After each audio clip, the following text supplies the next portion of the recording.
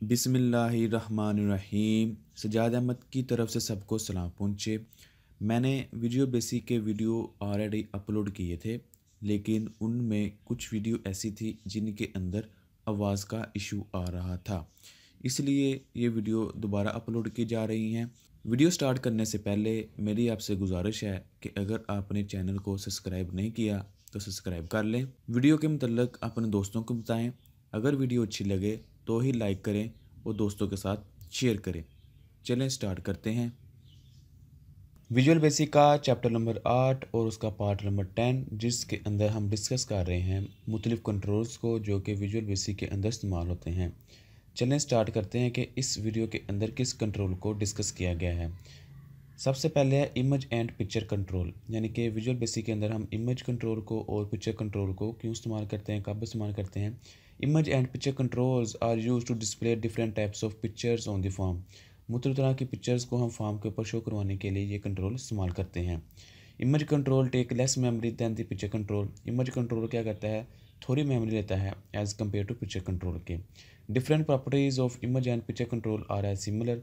तो मुख्तलिफ प्रॉपर्टी ऐसी हैं कि जो दोनों के लिए सेम है। Important properties of picture control. Picture control के हवाले से इंपॉर्टेंट प्रॉपर्टी क्या है कि एक उसकी प्रॉपर्टी है पिक्चर, कि जब हम उसकी प्रॉपर्टी पिक्चर में जाकर देखते हैं तो उसमें क्या है, use to select the graphic to be displayed in the picture control. तो ये क्या करते हैं, हम ग्राफिक को यूज़ करते हैं ताकि हम कोई पिक्चर शो करवा सकें। इसका एक और प्रॉपर्टी है, वो है auto size. It is a Boolean property if it is fall. कह रहा है कि ये बूलियन प्रॉपर्टी है, या ट्रू होगी या फॉल होगी। The control does not resize if it the image. तो कंट्रोल जो है अगर इसको फॉल किया हो, इस प्रॉपर्टी को ऑटो साइज को, तो जो भी हम कंट्रोल लगाएंगे वो क्या करेगा, डज नॉट रीसाइज, यानी कि उसको रीसाइज नहीं करेगा टू फिट द इमेज। कि हमने एक फ़र्ज़ किया, कोई बटन लगाया, उसकी पिक्चर प्रॉपर्टी में जाके हमने उसको फॉल रखा, तो वो क्या करेगा, पिक्चर को कंट्रोल के मुताबिक एडजस्ट नहीं करेगा।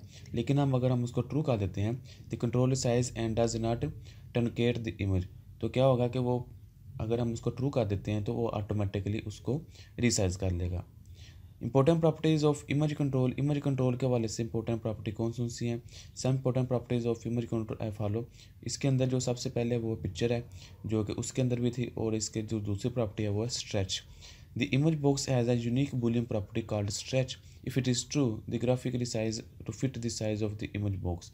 तो कह रहा है कि अगर हम इमेज बॉक्स लगाते हैं तो इसकी ये प्रॉपर्टी अगर ट्रू है तो कोई भी इमेज लगाते हैं तो वो ऑटोमेटिकली उसको रिसाइज कर लेगा।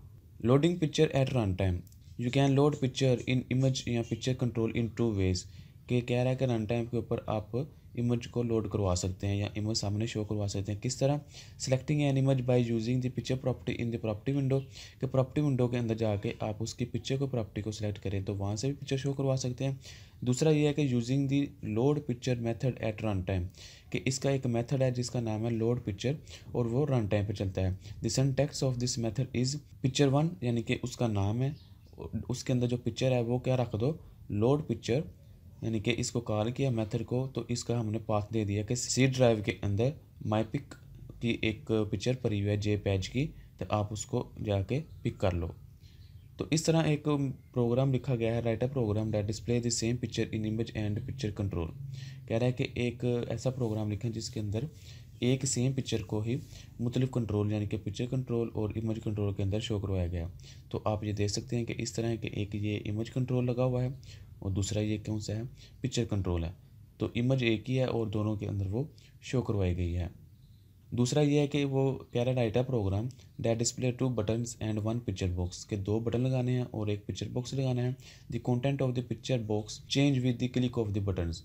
कि जब हम कोई भी बटन क्लिक करें, जिस तरह आप ये देख सकते हैं कि ये दो बटन लगे हैं, एक का नाम उन्होंने रखा है पिक्चर वन और एक का नाम रखा है पिक्चर टू, और एक ये लगा दिया उन्होंने पिक्चर वो। करना क्या है कि जब भी इस बटन पे क्लिक होगा पिक्चर वन पे तो इसकी पिक्चर चेंज हो जाएगी, जब इस बटन पे क्लिक होगा तो इसकी पिक्चर चेंज हो जाएगी। ये कंट्रोल इस तरह वर्क करेगा कि बटन के ऊपर किसी भी ने क्लिक किया है तो वो इमेज चेंज हो जाएगी। इस काम के लिए यही है कि एक कोडिंग की विंडो इसकी ओपन होगी, इस बटन की एक कोडिंग की विंडो इसकी ओपन होगी।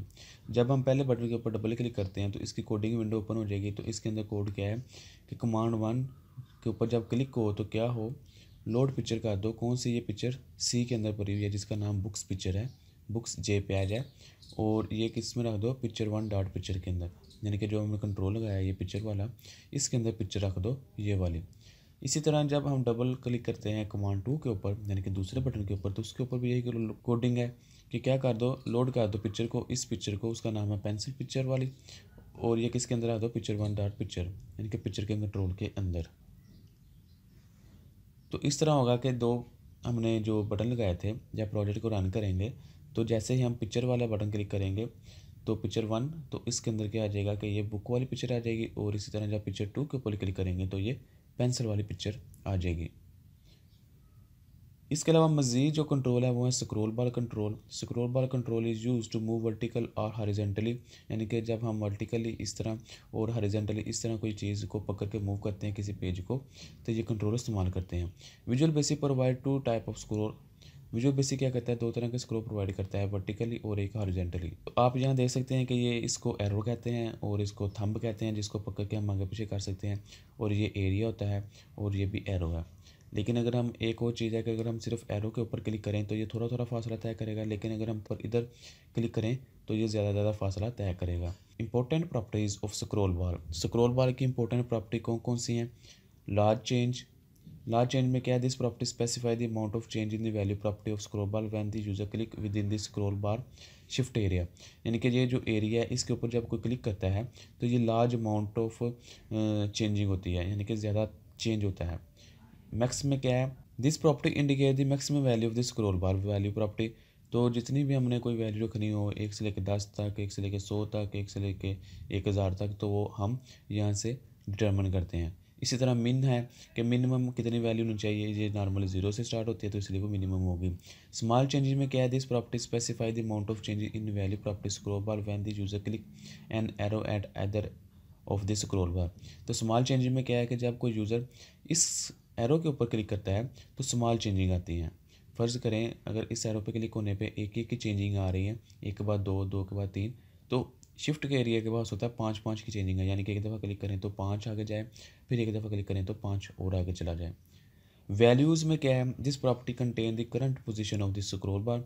तो स्क्रॉल बार की करंट पोजीशन क्या है, जो वैल्यू होगी वो शो करेगा। Important event of scroll bar. Scroll बार का इंपॉर्टेंट इवेंट क्या है कि एक चेंज क्या है, जब इसके ऊपर हम कोई चेंजिंग करते हैं तो इवेंट अकर होगा।